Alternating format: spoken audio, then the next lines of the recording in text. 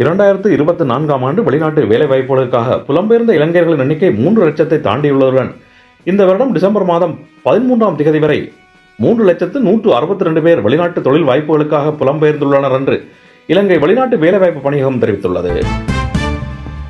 இந்திய பிரதமர் நரேந்திர மோடி மற்றும் ஜனாதிபதி அனுரகுமார திசாநாயக்க நேற்று புதுடில்லியில் வெளியிட்ட கூட்டறிக்கையில் இருந்து இந்திய இலங்கை ஒத்துழைப்பை மேலும் ஸ்திரப்படுத்தி வலுப்படுத்தும் வரவேற்கத்தக்க விடயம் என அறிக்கை ஒன்றை வெளியிட்டு முன்னாள் ஜனாதிபதி ரணில் விக்ரமசிங்க தனது கருத்தை தெரிவித்துள்ளார். போலீசாரினால் வழங்கப்படும் பாதுகாப்பை தவிர முன்னாள் ஜனாதிபதிகளுக்கு வழங்கப்பட்டுள்ள முப்படையினரின் பாதுகாப்பை எதிர்வரும் வாரத்தில் விலக்கிக் கொள்ள நடவடிக்கை எடுக்கப்படும் என பொது பாதுகாப்பு அமைச்சர் ஆனந்த விஜயபால தெரிவித்துள்ளார்.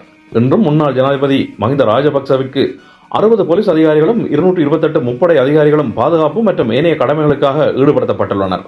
முன்னாள் ஜனாதிபதி மைத்ரிபால சிறிசேனவுக்கு 4 இராணுவ அதிகாரிகளும் 60 போலீஸ் அதிகாரிகளும் மெய் பாதுகாவலர்களாக உள்ளனர்.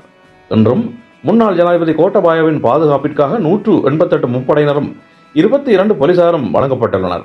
முன்னாள் ஜனாதிபதி ரணில் விக்ரமசிங்கவிற்கு 57 இராணுவத்தினரும் 60 போலீசாரும் கடமையில் ஈடுபடுத்தப்பட்டுள்ளனர்.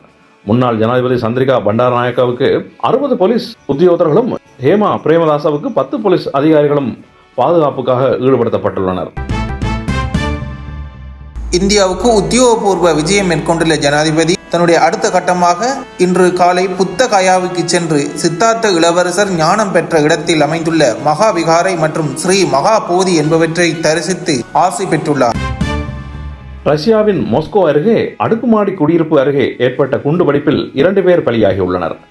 ரஷ்யாவின் கதிரியக்க ரசாயனவியல் மற்றும் உயிர் ரசாயனவியல் பாதுகாப்பு படையின் தலைவர் லெப்டினன்ட் ஜெனரல் இகோ கிரிலோ குண்டுவெடிப்பில் உயிரிழந்துள்ளதாக சர்வதேச ஊடகங்கள் செய்தி வெளியிட்டுள்ளன.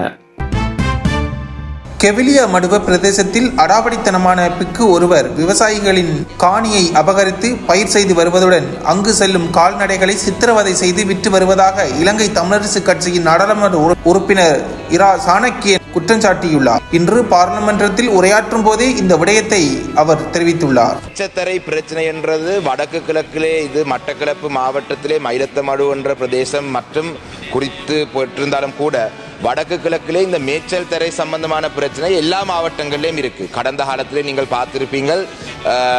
இது ஒரு அரசியலான ஒரு பிரச்சனையாக மாற்றப்பட்டு இனங்களுக்கு எதிராக ஒரு முரண்பாடு வளரும் அளவுக்கு வந்து என்னை போன்றோருக்கு எதிராக சில மத தலைவர்கள் வீதியிலே இறங்கி ஆர்ப்பாட்டங்கள் செய்து பொல்லால் அடித்து என்னுடைய முதுகெலும்பை உடைக்க போறேன் எல்லாம் சொன்ன அளவுக்கு இந்த பிரச்சனை வளர்ந்து விட்டது.